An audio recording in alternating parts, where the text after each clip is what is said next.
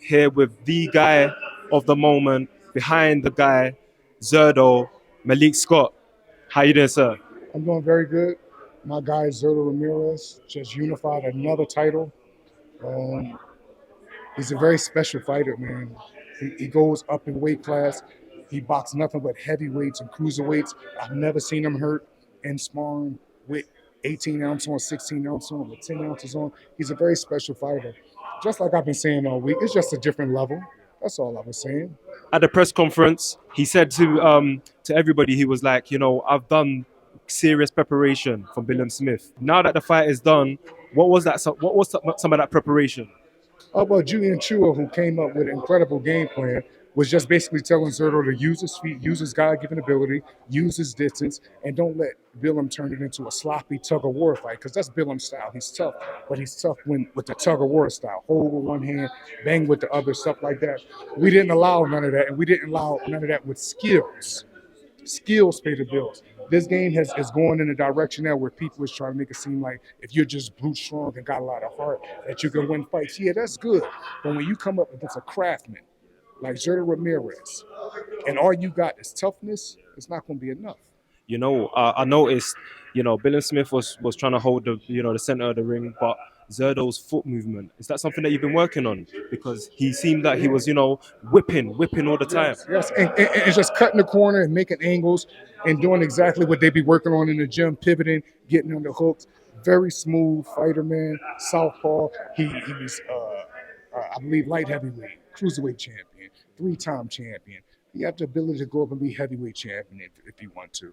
You know what, Malik? One of the things that I've noticed recently, I follow your page a lot. I see the stuff that you're posting, and I love it actually. You're always giving a lot of free game on social media with your voiceovers, going back to some previous fights, some modern fights.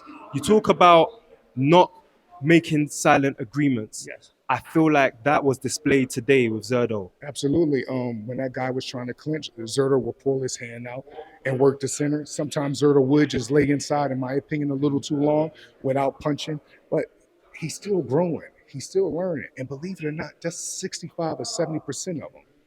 Julian Chua, his trainer, would say that's 40%. He's a special guy. He's special. He has the heart of your actual rough and tuck it Mexican, but he has the skills and everything of so many other beautiful fighters that fought with so much pizzazz, with so much style. And I just told everybody all week before the fight, Billam is tough, but it's just levels to this, and it is. It's just levels to it. And Billam will be back. He'll get another title if Zurdo don't take everything like we plan on doing, but he'll be back because Billam Smith is just not a tough fighter. He's a good man. I would never disrespect him. You know what I mean? I respect the ring too much. I respect boxing too much. But at the same time, if you ask me my opinion when it comes to my guy, I'm going to say, no, it's levels to this. Your guy not on my guy level. Do you think it was down to hunger? Yeah, for him, I think for both of them, the start of the fight, it started off very aggressively, right off the rip. But Zurdo kept his cool. Zurdo was burning him out. Zurdo was really banging him to the body good. And it just was a great performance, and it was rugged. It was entertainment. You seen skill. You seen everything. You get everything with Zurdo Ramirez. Everything. Do you think that given this week, Tyson fighting Jake Paul, that kind of overshadowed this particular, event a little bit? Not at all. For the true boxing fans and the true boxing purists like myself, we was tuned in the real deal for this. We was rooting for Mike for entertainment purposes because we love Mike. But my eyes and my mindset is always on the craft. And this was the craft. And what Zurdo Ramirez is doing in there tonight was crafting. And I'm like a kid in the candy store right now. I'm so proud. So proud. I love that. And to be representing on a Latino night, the first of its kind in Riyadh season, that must mean so much. Absolutely, man. And it's their first one. To me, in my opinion, they had the best guy close out the show, Zurdo Ramirez. And he'll be back. And now it's up to him and Opetaia. Now, Opetaia is not just tough. Opetaia has skills. Opetaia has grit. Opetaia is elusive. Opetaia switches. Opetaia has power. So we know what we're dealing with. You know what I mean? There's levels to this, man. There's levels, yes. So can definitely expect you in the camp back at Riyadh season. Opetaia seems to be Mr. Riyadh season at the moment. So absolutely. I can see that. Yes, absolutely. Zurdo will be back and I'll be right with him. Definitely. Awesome, man. Thank you so much for your time, Ali. Nice to meet you.